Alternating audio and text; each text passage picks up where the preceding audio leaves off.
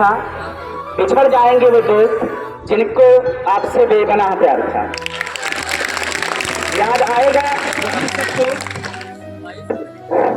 याद आएगा हम सबको एक दूसरे से बिछड़ जाना, वो रात देर तक सोना और सुबह की क्लास में अटेंडेंस का मिस कर जाना।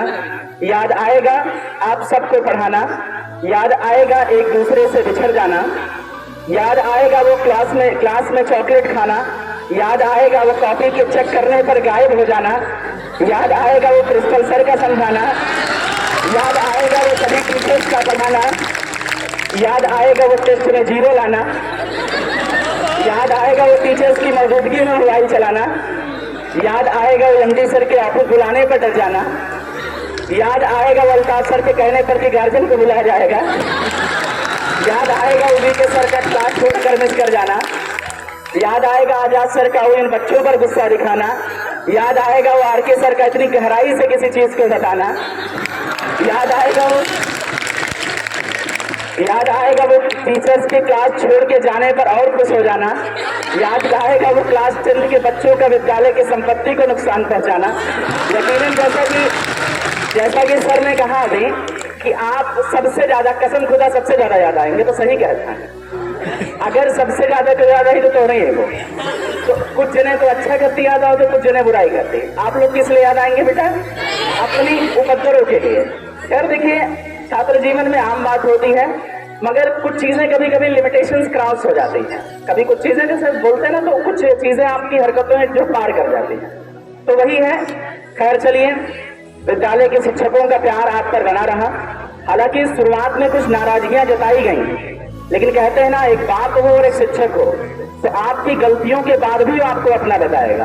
कुछ देर तक आपसे विद्यालय परिवार रूठा रहा कि इनको नहीं बुलाएंगे, फिर भी आप हमारे अपने थे, हैं और रहेंगे। विद्यालय परिवार आपका स्वागत करता था, करता है और करता रहेगा।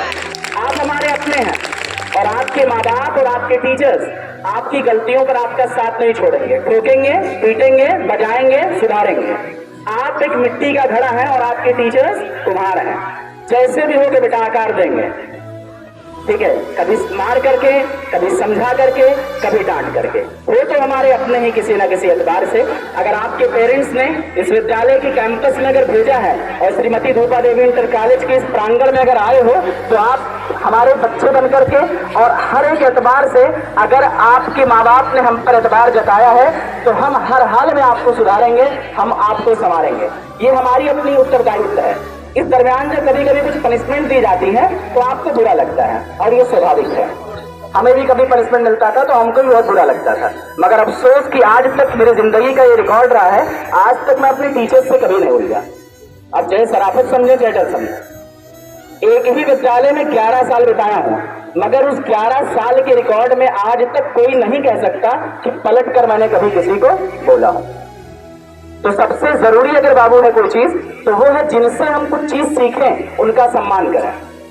जो आज के इस दौर में सबसे ज्यादा कमी है, उनसे कभी ना उलझो जो हमेशा आपका भला चाहते हैं।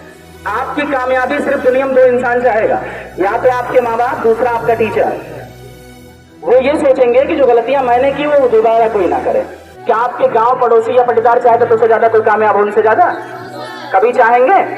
अगर उनसे आप एक कदम आगे निकल जाता, क्या बात है, बड़ा आजकल टाइट चल रहा है मामला, कुछ तो बात है। गलती से अगर कहीं कार ले आता, हराम निकलाई हुई कौन से, पता लगा कहाँ गलत है आजकल। तो आपकी तरक्कियों से कोई आपके खुश नहीं होने वाला है।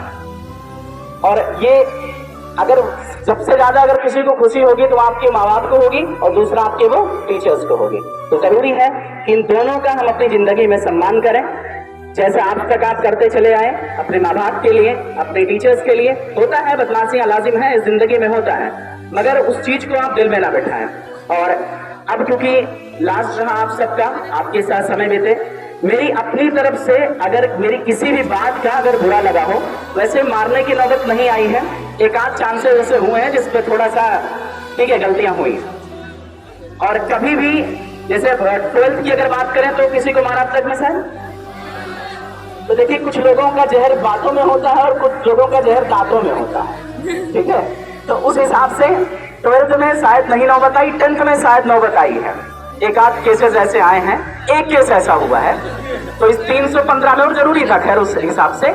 तो बेटा अगर आपकी जो भी चीजें कही गई, बोला गया, समझाया गया, आपके बेहतरी के लिए हमेशा था, तो इस बात का गिला शिकवा आप नहीं रखेंगे। मेरी किसी बात का अगर आपको बुरा लगा हो तो मैं दिली माजरत, मैं माफी चाहता हूँ आप सबसे, क्योंकि आप जा रहे हैं, आप कहाँ रहे, हम कहाँ रहे, क्योंकि स्पेशली क्लास 12 की बात करें तो शायद आप जिंदगी में कभी ना मिले, क्योंकि मिलेंगे भी तो तिरछे निकल जाए, इसे पहचान होने में पता है, ठीक है। अगर कहीं हम मिलते हुए हैं तो क्लास सीधा हो जाएंगे, आप पता नहीं चलेगा कि ये भी कोई पढ़ाए हैं या थे कभी, या कुछ साल हमको गाइड किए हैं, कोई मतलब नहीं है, ये आमतौर पर स्वाभाविक होती है। तो कभी भी मिले तो ये उम्मीद करेंगे कि आप इस तरह से कतरा करके ना जाएं। दुआ यही है कि आप जब भी मिले कामयाब मिलें, आप खुश रहें, ईश्वर से बस यही कामना है। इसी बीच अब इस कार्यक्रम को आगे बढ़ाते हुए कक्षा 12 के कक्षा अध्यापक माननीय श्री आजाद जी से मैं निवेदन करूंगा कि आए, बच्चों के बीच में अपनी बात रखें, उनको आशीर्वाद दें, जिससे वो ना सिर्फ बोर्ड एग्जाम में बल्कि जिंदगी के हर एक जायज मकसद में ईश्वर उनको कामयाबी दे। आजाद साहब।